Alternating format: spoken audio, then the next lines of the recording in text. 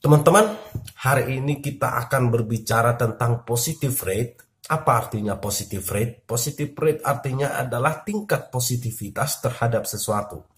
Dalam hal ini, positive rate yang kita bicarakan adalah positive rate COVID kita.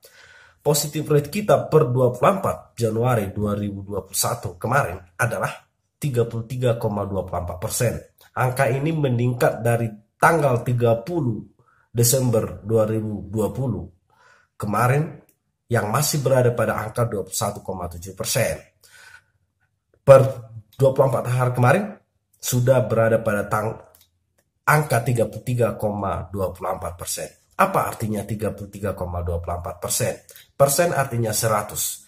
Maka jika misalkan 100 orang kita pergi memeriksakan diri, maka sebanyak 33 lebih dari kita adalah mengalami positif.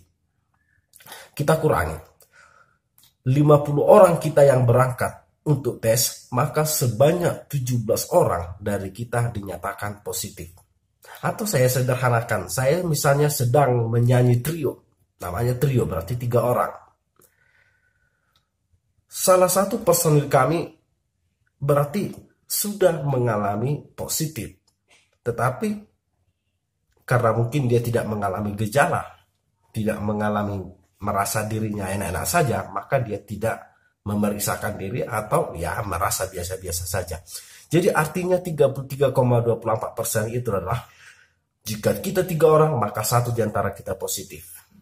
6 orang kami sekeluarga maka 2 orang dari kami adalah positif. Itu kalau kita berangkat dari angka itu. Sekarang jumlah positif laporan terbaru adalah sebanyak 989.262. Kalau kita berangkat dari positive rate itu, di mana penduduk Indonesia menurut sensus terbaru adalah 270,2 juta, maka seyogianya yang sudah positif per hari ini adalah 89.814.480 orang. Jadi kalau angka ini kita kurangkan dengan yang positif saat ini yaitu 989.000 orang, maka di luaran sana sebanyak 80 juta lebih dari kita berkeliaran. Padahal sudah positif. Itu kalau kita berangkat dari positive rate. Apakah ini sangat membahayakan dan menjadi ancaman? Saya tidak sedang berbicara bahwasannya itu ancaman atau tidak. Tapi memang faktanya positive rate kita 33,24% ini sudah melebihi ambang batas yang distandarkan oleh WHO. Yang hanya berada pada angka 5%. Kita sudah 6 kali lipat. Bagaimana membahasakannya kurang tahu. 6 kali lipat lebih banyak. Saya tidak mengatakan bahwasanya ini adalah sebagai sebuah hal yang menakutkan. Karena kalau kita melihat data juga, sudah 1 tahun COVID ini, maka yang meninggal sampai hari ini adalah 27.835 orang. Artinya sebanyak 2,8%. Artinya dari 100 total yang mengalami sakit ini, maksimal 3 orang yang meninggal. Itu kalau kita lihat dari sini. Jadi angka ini sebenarnya sangat minim.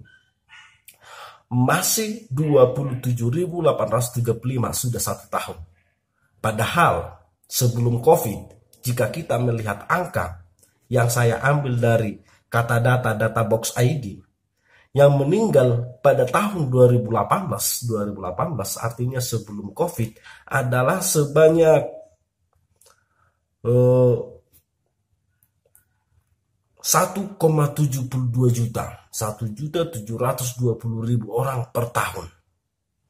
Artinya 143.333 per bulan.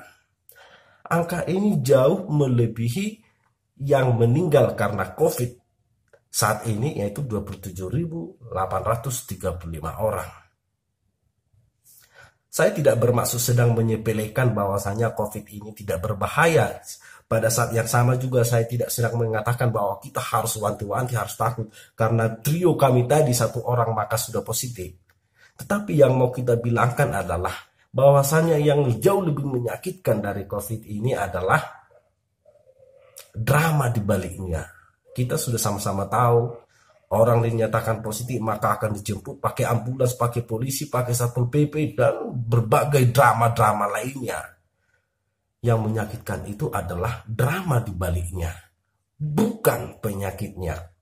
Karena fakta berbicara, menurut Oxfam, ini lembaga resmi yang menghitung statistika, lebih banyak orang yang meninggal karena kelaparan dibandingkan karena COVID.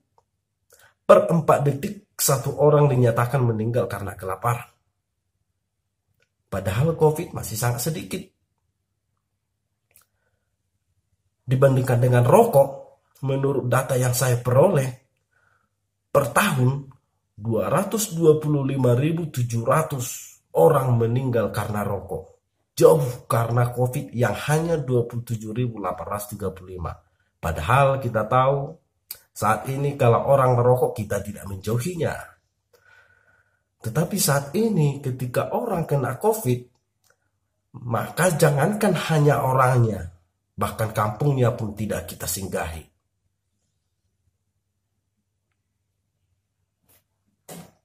Inilah fakta-faktanya, teman-teman. Yang mau kita bilangkan, jangan disepelekan juga. Tapi lebih daripada itu, bahwasanya ternyata yang jauh lebih menyakitkan, yang jauh lebih mematikan adalah yang kita anggap selama ini lebih aman. Seperti merokok, yang sudah mencapai angka 225.700 per tahun meninggal. Karena kematian, setiap 4 detik ada yang meninggal. Demikian teman-teman, salam sejahtera.